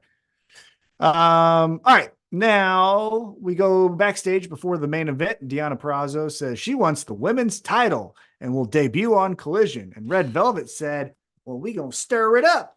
And then Deonna Purrazzo said, note taken or something, and then walked off. So what she said, she was like, is that your little stirred thing? And she was like, yeah. And she was like, good to know. So is that good to know because more to follow, or is that good to know because like whatever, you know what I mean? Like, because if it's more to follow and she does something like, I would like to see where like, okay, that's your thing. Cool. Next time I come out, I'm doing your thing bigger and better. She's going to have like fucking people out doing the thing, right? Like, but then you got to rely on a bunch of people having things. And I don't know that we got a bunch of people in the ladies department having things. So I think it's probably just more of a, oh, that's your thing. All right. Good to know. You know, like you. Yeah, I'm actually, I wouldn't say excited. I'm not even anxious. Intrigued. I'm looking forward to. Yeah, I'm intrigued. Yeah. That's probably the best word. Me too. I'm intrigued I'm ready to see for this her, because I've never seen her. Mm-hmm. I've never seen her wrestle. Me neither. But everyone tells me she's the fucking shit, and so let's see. Happy to see it. Let's see it. Yeah, I'm excited to see if it's true. Now, here's the thing that I think that stinks is, we need to do Red Velvet a solid, because if we go back to kind of the start of her career, she was the sacrificial lamb for Jade Cargill. And one of them stayed and one of them left. And the one that stayed is Red Velvet. And now we're just going to make her the sacrificial lamb for the next new girl. Like, she's good. I wouldn't say title and all that, but let's not just have her be like step one in your debut match for AEW. Beat Red Velvet. Like, she's better than that. Come on now, right? I would agree. Yeah. Okay. Give her something. Yeah. Something. Yeah, because, the Jade said, thanks, guys. I'm out. Mm-hmm. Which, look, if you're about money and you're not about, fine. But RIP, where's she been at since? Huh? Oh, she's going to debut at Royal Rumble? That's going to be her fucking thing? And she's going to get tossed out by, I don't know, Bailey? Oh, that's fucking cool. Again, I wouldn't have made the move that she did, but she did it. So I look forward to her strength competition against fucking Bianca Belair. Bianca Belair in 6 months. All right, we get to the main event. It's Sting and Darby Allin versus the Don Callis family. And this is a Texas Tornado match, and we're going all around Daly's place. We're bop, bop, bop, bop, bop. Ric Flair gets in, he does some chops, bop, bop, bop, bop, bop, bop. And then, son of a bitch, Tim, I said this on Threads, and I'm not joking. I kind of said it in jest, but I actually think I might mean it. Considering his age and the stunts he does, Sting might be in the conversation for the most hardcore wrestler of all time. Like Terry Funk, Mick Foley, Nick Gage, Sting. It might be that. Like, did you see this fucking spot? I'll say he's getting to Shane McMahon levels of doing like the big spot, right? Like, I'll say that. He's 64. Yeah, I know. Yeah. That's what, like, yeah, he's doing high level stunt work for 64 for sure. Like, I mean, because also, and this is the athlete that he's always been, and obviously at 64 he doesn't look the same as he did when he was, the NWA heavyweight champion, but it looks better because God bless him. I love Terry Funk. He's fastly becoming my favorite pro wrestler of all time as I watch more 80s pro wrestling. But like towards his ECW run, which is, 15 years younger than current Sting, some of that shit was scary to look at when he was trying to do backflips and stuff. And here's Sting doing a backwards death drop off of a fucking platform through 2 tables, and it looks like Sammy Guevara did it. Now, he fucking missed one of them, and that sucked. But like, you know what I mean? He doesn't have the awkwardness of a 64-year-old. So I think people aren't really considering. I think if he looked more like the Terry Funk doing the crazy stuff, we would say like he's hardcore. But because he's still kind of is an athlete, we're like, well, that was kind of crazy. It's like, friends, that guy should be retired as like anything else in life. Like, what the fuck? You know what I'm saying? Like, there's head coaches that are his age that just retired. And here he is doing backwards death drops to Powerhouse Hobbs. Yeah. He's got decades on me and I'm wearing orthopedic insoles. You know what I mean? Yeah. You know what I'm saying? Like, Sting is the shit. He's wild, man. Yeah. I mean, it's incredible. So anyhow, they get the victory. Post-match, Tony Schiavone's in the ring with Darby and Sting. And then Tony Schiavone says, hey, March 3rd, Revolution. That's your last match. Let's hear, who are you going to face? Sting looks at Tony Schiavone. And the music of the Young Bucks hit. Super kick party. And here they are looking like your best bouncers at a local bar that no one goes to. I like this look for a heel Young Bucks, though, for sure. I was like, all right, that's, if we're going to boo these guys, it's a great look. Yeah. Yeah, I want to punch both of them square in their fucking eye socket. Right in the face. Yeah, right in the face. Yeah. I just want to put my knuckle right through their eye socket. What was the what was the WWE did one recently where he was like, I could punch you both at the same time, right? Like Kevin Owens. Kevin Owens did that to some team. Yeah, I'll punch you both. So do that. So it looked like maybe there was a little bit more time than everyone anticipated because there was a long just staring at each other. And they're not the final match, right? Like this is before we get there, right? So let's talk about that. Okay, let's play both sides of this coin. If it is Young Bucks versus Darby Allin and Sting as Sting's last match, what do you think?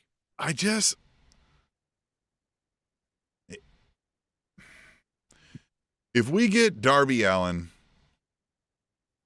tag teaming with Sting in his final match, we better get Darby Allin turns heel on Sting in the course of that match or at the end of it. Because I don't fucking like Darby Allin, though having an important part in Sting's overall career, shouldn't be in the lasting image, I don't feel like, right? Like, now let's also hold hands together, right? Like, it just feels weird to me. But if Sting can't do it, then I see why we've got him. But then you've got to do something with it, right? Like, I've got to hate Darby afterwards or something, or Sting turns on the Darby, right? Like, whatever it is. But I don't know. I would have thought it would be some sort of singles match, ergo against a Darby, right? Versus tag teaming. And maybe we get there through this, right? They're going to do a tag match. And now Darby, in the telling of that story, Darby's like, fuck this guy. It's going to be me, the final match, right? And then whatever. Yeah, I don't know. There's a lot to question about this. But, of course, they didn't give us anything but just a walkout. So, so I hope it's not the Young Bucks versus Sting and Darby as Sting's last match. And here's for a few reasons. One, I don't think of Sting as a tag team wrestler, right? For example, if Jeff Hardy did a last match, I wouldn't necessarily hate the idea that it was a tag match because I think of Jeff Hardy as a tag wrestler. Again, with Matt. Even Edge and Christian. Yeah, exactly. Yeah, if it was Christian, I kind of think of Christian as a tag. You know what I mean? So those kind of guys, I don't necessarily think of as just singles. So if they did tag, I don't hate it. But with Sting, I think of Sting as singular. And I know he had runs with Lex Luger as tag champs and stuff like that. And obviously with Darby Allin in his entire AEW run. But I don't think of Sting as a tag wrestler. So I don't want him to end in a tag match.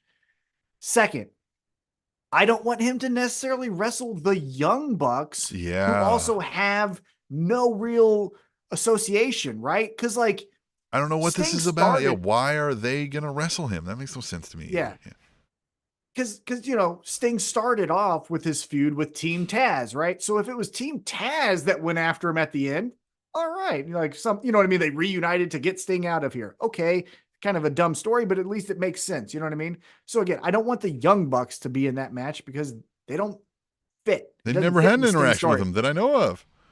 They did one like multi-man match where they both did the super kick and Sting no-sold it and like did the Undertaker thing and looked back at him.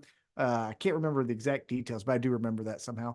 But yeah, they're not associated with each other, right? It's not Eddie Kingston, John Moxley kind of stuff, right?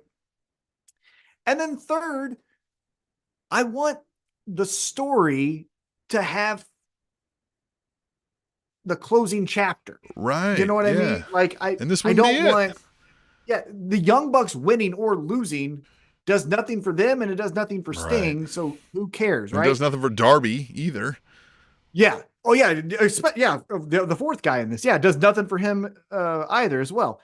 Now, the one thing that I was thinking about though, as I was kind of contemplating his last match, how do we get there and all that stuff. The one thing I think I do not want to have happen, even though I said it a few weeks ago, I don't want Sting to be the dumbass again. I love Sting. He's an all-time great. But if you look at his career, the Four Horsemen kicked him out of the group, right? Then Flair teamed with them against Arn Anderson and Brian Pillman. And then Ric Flair turned on his ass. And then Lex Luger he's always been the guy that had the friend that turned on him, where eventually you're like, is he the fucking dumbass? You know what I mean? And so how I want this to happen, and we'll get to the comments I'm seeing come in, so don't want to ignore them. But how I want this to happen is Sting and Darby wrestle the Young Bucks at AEW Dynamite special name, whatever the fuck it's called, right? Beach Break, Road Rager, whatever. Road Rager, whatever. Yeah. I want them to get the victory. Young Bucks do all the fucking shit. Sting, gotcha, right? And then after the match, Sting is like, man, Darby, you showed me something. If I'm going to go out, I want someone like you to be the one I test myself up against. And kind of like the Ric Flair, Shawn Michaels, where it was like, if I can't beat Shawn Michaels, what the fuck am I doing here thing, you know? And Darby's like, all right, cool. We're going to do this, right? And then I just want them to fucking wrestle, and I want Darby to win, but I don't want Sting to look like the dumbass. And that's what I want. I want Sting to be like... And you don't want him to heel out. You don't want him to, like, fuck Darby over to get there. You don't want him to, like... The one thing that I would flirt with, just because it's the last match and he's going to throw everything at the wall, wouldn't hate it if the ref is looking this way at Ric Flair talking and Sting does a low blow and Darby overcomes that. And then after the match, he's like, hey, I had to do everything I could and I still couldn't, because then Darby's like, I ended the fucking career of Sting. Like, I'm the fucking man now. Because you could propel that into a title match with Samoa Joe, which they had some fucking cool ones, right? So I want that. I kind of want, I think I saw it in the comments. Andrew said, replicate the HBK I love you. Not that exactly, because obviously Darby doesn't do a super kick, but something like that. for AEW. That's what I would do with Sting. If Ric Flair wasn't such a problem that Ric Flair is, you have the perfect way for Flair to screw over Sting, and then Flair's leading Darby, right? But man, I'm surprised. Flair's probably only here because Sting's here. I feel like I would distance myself quickly, but like, yeah, I mean that would have worked out so easy and well, right? Like, but then you're right. Then he looks like the dumbass again. So there is that. Yeah, right? I don't know. I don't want that. I don't want him to go out the dumbass. Now, here's again, and Andrew says it's if it is going to be Bucks versus Sting and Darby, at least they have a month and a half. I agree, right? There could be some compelling story that like, oh my god, all right, but and you know, you mentioned it earlier too, and I don't know, like, could he do a singles? Fuck yeah, he could do a singles match. Just do the Andre, have him just stand there. Darby Allin fucking runs himself into all the ropes and fucking, you know, twirls into the fucking crowd into a especially with Darby, yeah, because they can take their time. They can take 20 minutes between major spots and lay there dead, right? Like, and everybody's going to eat it up. Yeah, to me, I think it's born in that. It's the like, all right, it's you. I think you're the top. If I can't beat you, then what am I doing here? Yeah. Now, the decision is it friendly and we're all doing this on the up and up, or is it at the end of this, like, Young Bucks thing, Sting goes, you could even do they lose, and it's because of Darby, and Sting's like, that was my first fucking loss. Yeah. I was going to go with no losses, and now you gave me a loss, so it's going to be you. Like, yeah, like, I don't know. Yeah. But we've already said it's the last match. That's because you kind of can't get this, like, if I, like, we've already set up the, like, this is the final match, so we can't do the next match I lose. So there has to be something, right? Like, no, I wouldn't. Yeah, if it's the last thing I do, I'm tearing down you, right? Right. I wouldn't hate that. But then he's heel. Is he willing to do that? And I don't know if people would buy into it as much. No, I think people would cheer it, you know? Yeah, and that's or flip it again. Don't make him go heel necessarily, but they lose to the Young Bucks, and Darby's like, "You fucking prick! I hate the Young Bucks, and we lost because of your old ass." And then Sting's like, "Oh, you think I'm fucking old? Well, then we're fighting at the pay-per-view." You know, like, just like a, you know, father-son kind of argument. Yeah, you almost have Darby like going on a rant, like Chris Jericho in the back, right? Like, fucking whatever. And now here I am, I'm sitting here wasting fucking a year and a half with you, and fucking, and it'll be like, whoa, right? Like, wasting a year and a half, like. Mm-hmm. That's all it was. You know what I mean? Like, get Sting insulted, right? Like, Darby can be like, yeah, what of it, bitch? Right? Like, fucking shove him, be like, get out of my face, right? Like, I mean, we could go that route. Turn Darby. I like that idea. Now, again, one thing I also want to bring up, if it is Darby Allin, you know, people have said, oh, could Sting do a singles match? Look, Darby could do it because Darby got a singles match out of CM Punk, and at 65, Sting is twice the athlete CM fucking Punk is, so he could definitely get a good match. Darby is out of Sting for his last one. So Andrew here in the chat says, I originally thought it was going to be Sting and Darby versus FTR since it's in North Carolina. Now we could get there with the Young Bucks storyline, right? They're doing this tag team match with the Young Bucks, and then somehow FTR makes their way involved because they already have some establishment with the Young Bucks, and that's how we get there. But, you know, again, I just don't want to tag. Yeah. I don't want to tag. Sting's not a tag wrestler. Name the most famous Sting tag match. I mean, I can think of it, but like, you know what I mean? Generally speaking, like, what the fuck? You know what I'm saying? It's against. It wasn't from a tag team run, right? Like, it wasn't like, yeah, right. Yeah, right.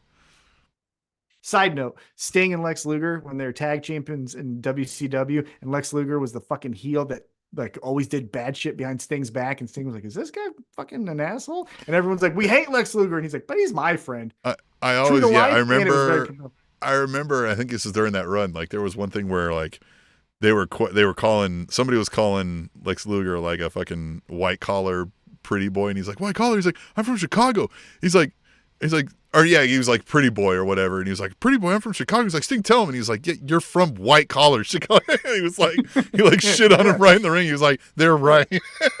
They're right. He's like, well, you're my friend, but like, let's not act like you're a fucking white collar. Yeah. He's like, Chicago is not Chicago is not Chicago. Yeah. But no, I don't want Sting in a last tag match. I want him in a single. I even want, side note, last thing I'll say about this before we wrap up.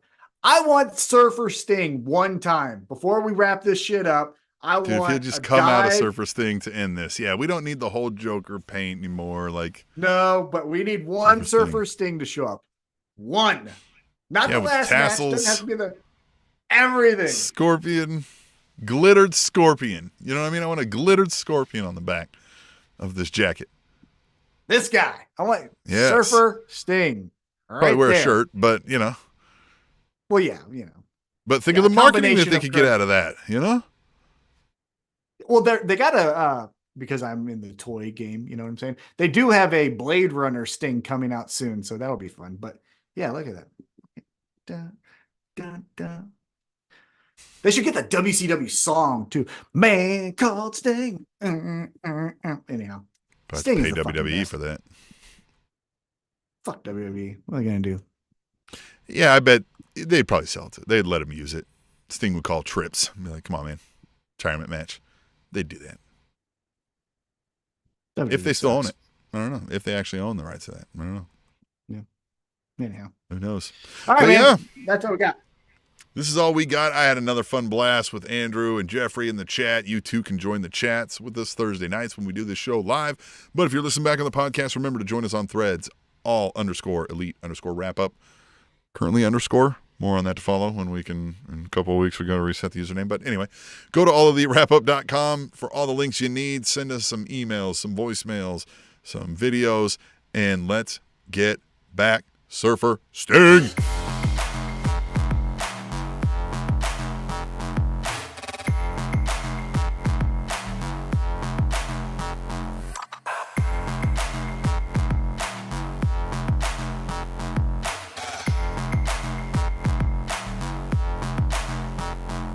Time.